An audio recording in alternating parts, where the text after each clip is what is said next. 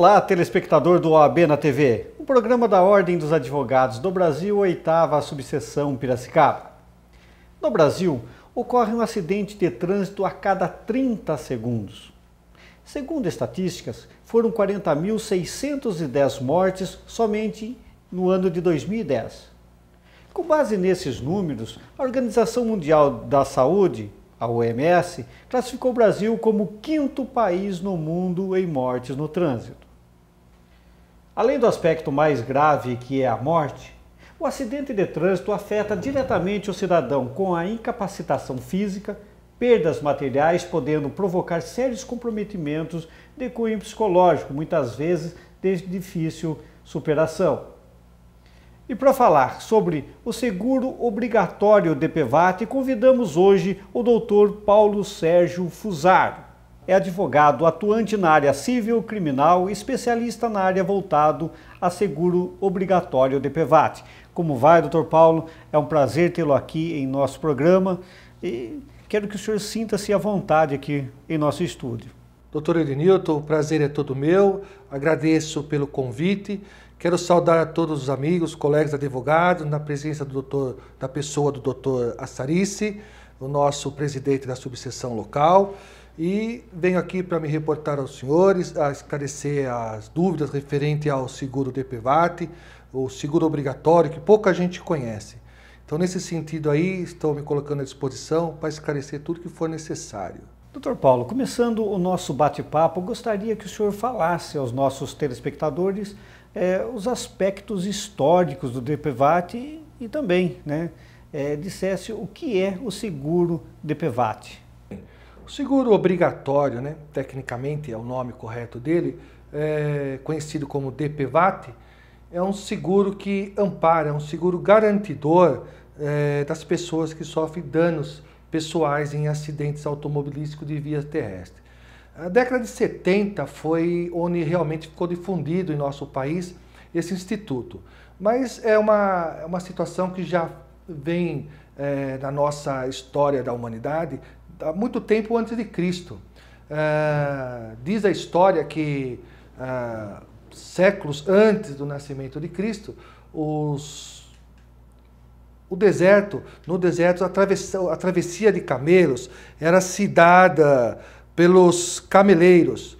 E entre eles, já naquela época, naquelas regiões do deserto, havia um instituto garantidor entre eles. Logicamente que muito primitivo na época, mas ali já se falava, cada camelo que morrer, todos eventualmente auxiliavam no prejuízo. E dali para cá começou a difundir isso. Uma das grandes conquistas que começou nessa história, vamos chamar da humanidade, foi no mar Mediterrâneo, onde naquela época das embarcações, da parte das navegações, ali já se garantia o produto que era transportado nos mares do Mediterrâneo, Oriente Médio e na África. Então ali começou toda essa história do seguro DPVAT, hoje conhecido como DPVAT, mas na época era um seguro garantidor.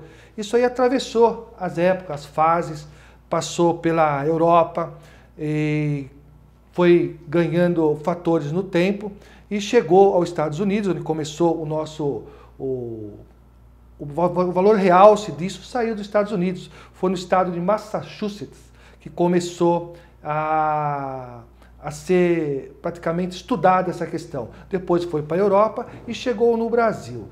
Nós temos conhecimento aí na nossa história do seguro obrigatório, que é o DPVAT, que já em 1939 havia um decreto-lei que já determinava nisso tudo as garantias desse instituto. Mas naquela época ainda não era só a parte de dano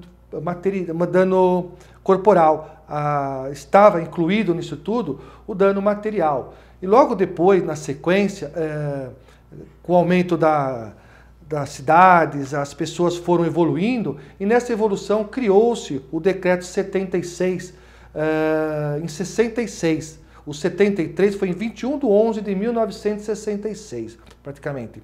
Dali para cá, a evolução foi gritante. Passou por evoluções, chegou num decreto em 67, de lá para cá atravessou o governo militar. Foi onde que ele teve a maior disciplina, onde foi realmente colocado situações que favoreciam a todos aqueles que adquiriam veículos, a frota de automotivos foi aumentando, isso passou para ônibus, passou para veículos de cargas e logo depois do governo militar foi criada a Lei 6.194, que é a que atualmente rege o seguro obrigatório DPVAT. Hoje tem várias alterações nessa legislação. Então, com a criação dessa legislação, a de 74, a SUSEP também foi criada, que é a Superintendência de Seguros Privados, que passou a regulamentar e a regimentar na esfera administrativa. Toda essa questão afeta as indenizações, ou seja, um seguro de danos pessoais a todos aqueles que fossem vítimas de acidente de trânsito ou por sua carga, sendo transportado ou não. Muito bem. O seguro DPVAT, então, é um seguro obrigatório que indeniza vítimas de acidentes causados por veículos automotores, transportados ou não. Mas o que cobre e o que não cobre o seguro DPVAT? Bom, doutor Denilton, eu quero deixar bem claro que o seguro DPVAT ele é um seguro eminentemente de cunho social. Ou seja, ele foi criado pelo governo como um plus para indenizar todas aquelas pessoas que são vítimas dos veículos colocados nas vias públicas em circulação.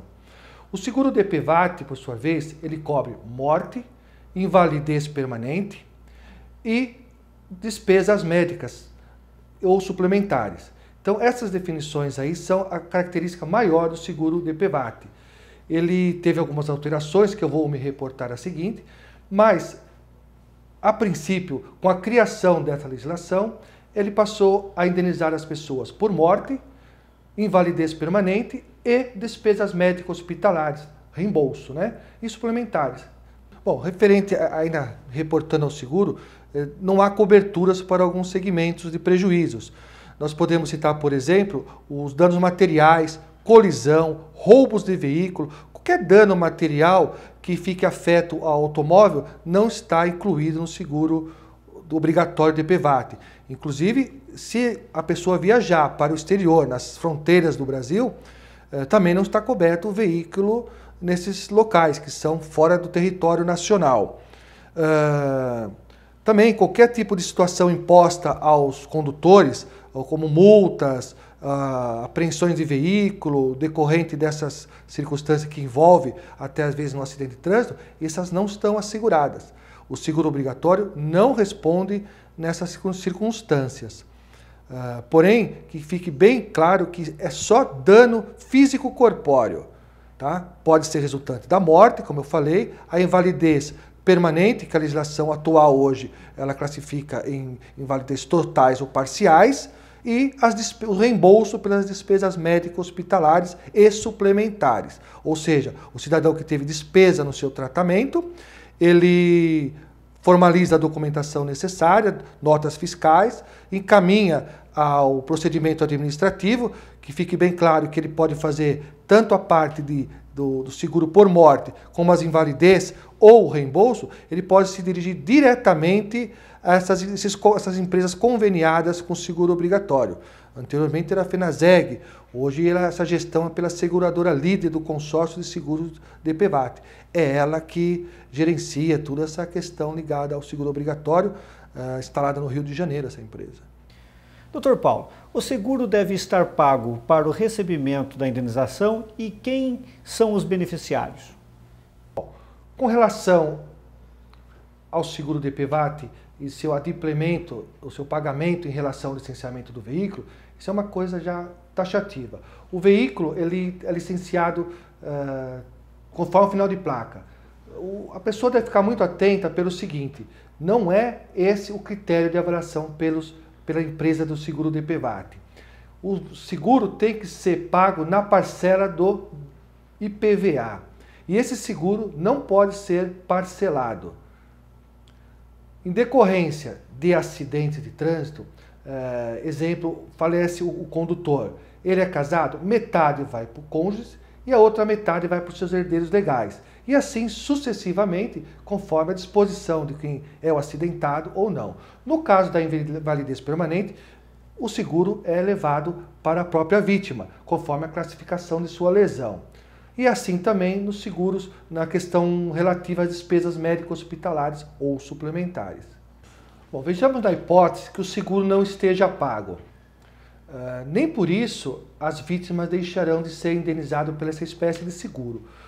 O seguro obrigatório, ele vai ser, nesse caso, quem fica prejudicado é a vítima que for o proprietário do veículo. Ele não terá esse direito.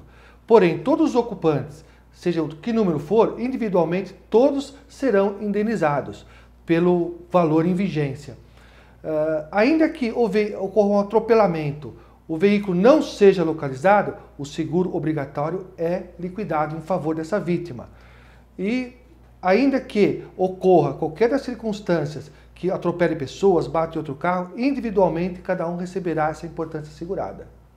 Doutor Paulo, quais são os atuais valores de indenização do DPVAT no caso de envolvimento em acidentes de trânsito? Doutor Denilson, é uma pergunta muito apropriada que eu prefiro responder em dois segmentos. A legislação foi atualizada com medidas provisórias de 2006 para cá. Eu vou me reportar anteriormente à legislação vigente. Essa legislação, que é a Lei 6.194, que foi de 74, como eu disse, vem da década de 70, ela previa que toda a indenização liquidada pelas seguradoras, pelos aspectos legais, pelos aspectos jurídicos, em consonância com a própria lei, fosse de 40 salários mínimos em caso de morte, de até 40 salários mínimos em caso de invalidez permanente e até 8 salários mínimos pelas despesas médicos, hospitalares ou suplementar.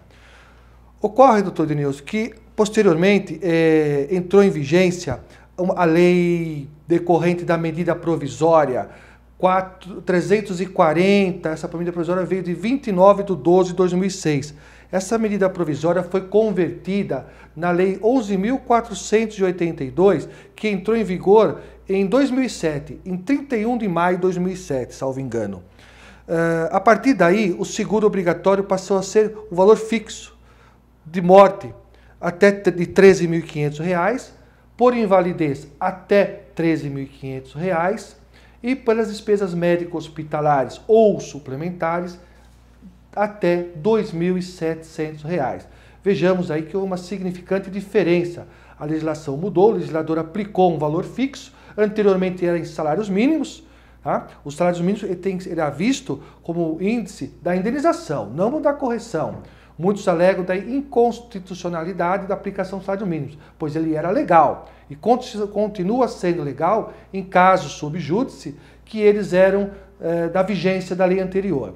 Porém, em relação a essa atualização da lei, nós temos aí que entrou também em vigor em 2008 a medida provisória 451. Ela se iniciou, foi dia 15/12/2008. Essa medida provisória trouxe a Lei 11.945, agora em 2009, foi a partir de junho de 2009. Essa legislação, ela instituiu uma tabela prática para a classificação das lesões corporais, ou seja, todo aquele que experimentaram de alguma forma lesão no seu patrimônio físico corpóreo, passou a ter uma classificação em quantificação de valores.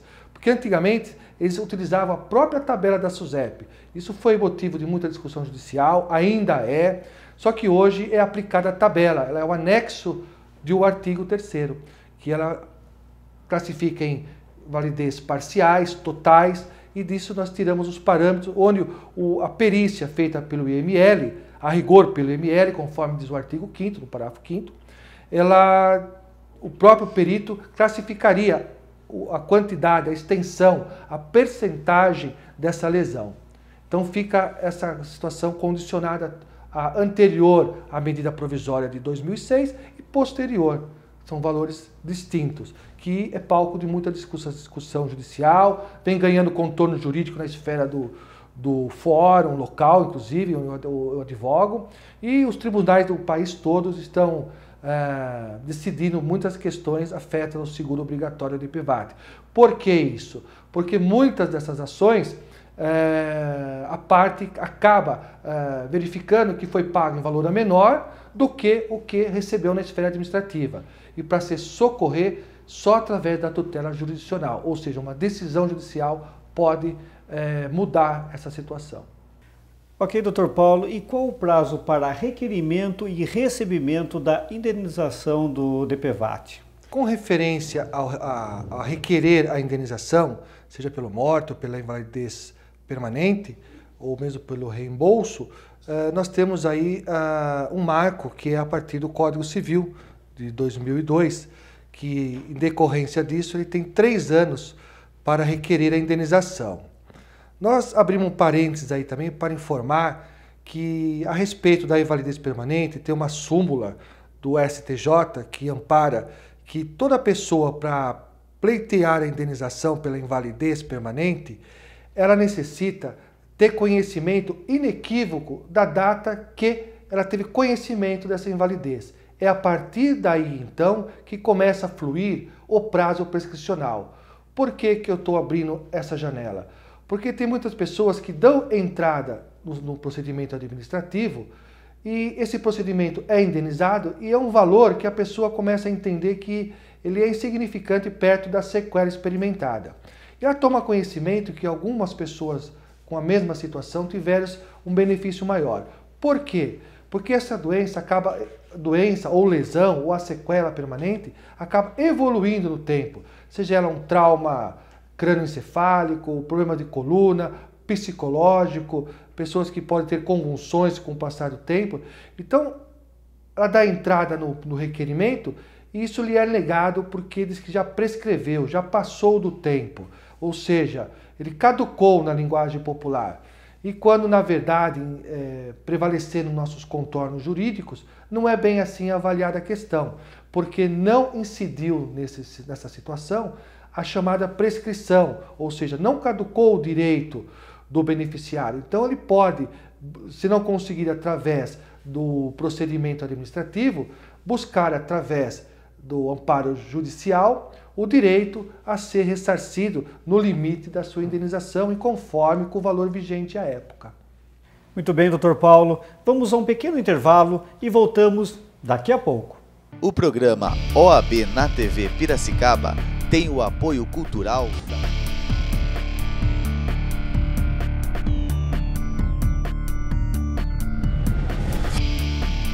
Fernandes e Rodrigues Consultoria, Biotipo, farmácia de manipulação,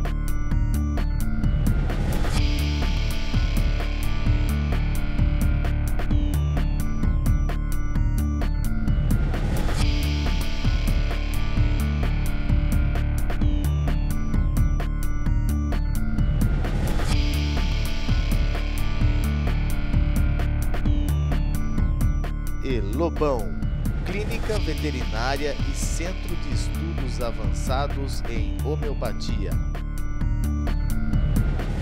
Bala Minuti, gestão do conhecimento.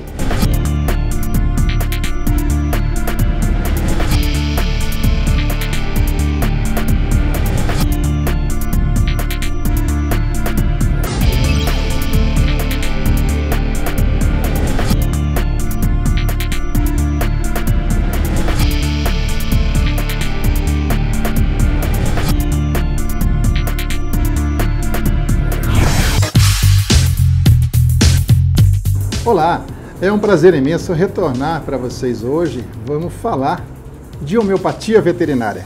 Como médico veterinário homeopata, nós vamos dar uma noção do que vem a ser homeopatia em veterinária.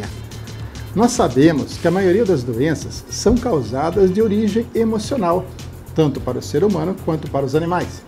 Mas nós vamos ficar especificamente abordando o assunto com os animais, tanto cães, gatos, cavalos, animais de grande porte.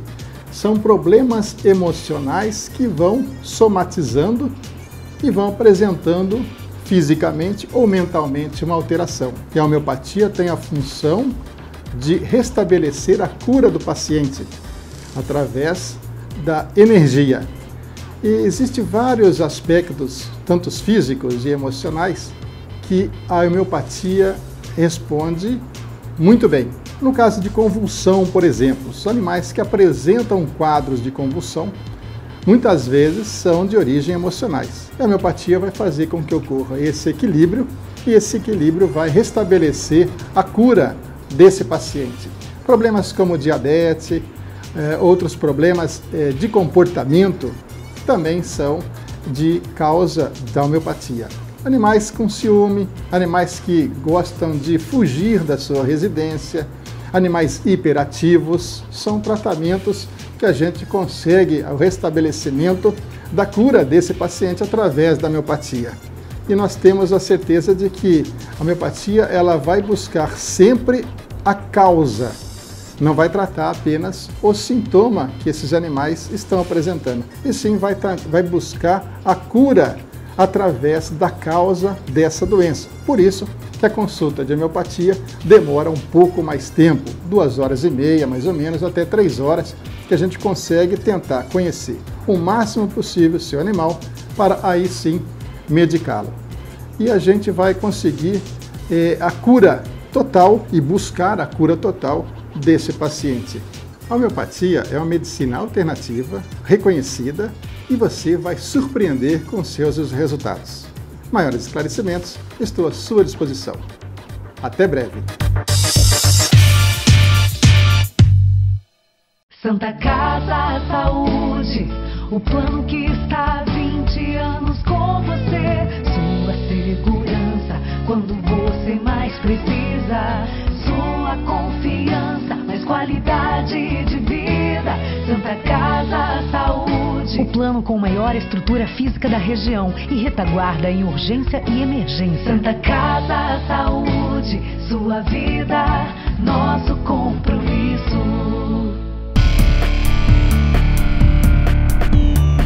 Estamos de volta com a OAB na TV, um programa da Ordem dos Advogados do Brasil, 8ª Subseção Piracicaba. Hoje tendo o prazer em conversar com o Dr. Paulo Sérgio Fusaro, que é advogado, atuante na área civil, criminal e especialista na área voltada a seguro obrigatório DPVAT. Dr. Paulo, e a questão da prescrição no caso de menor de idade? Sim. É uma pergunta muito relevante, porque nós temos muitos casos aí, inclusive eu fui procurado há pouco tempo por um cliente de Rio Claro. Contra o menor não corre a prescrição nesse sentido seguro obrigatório.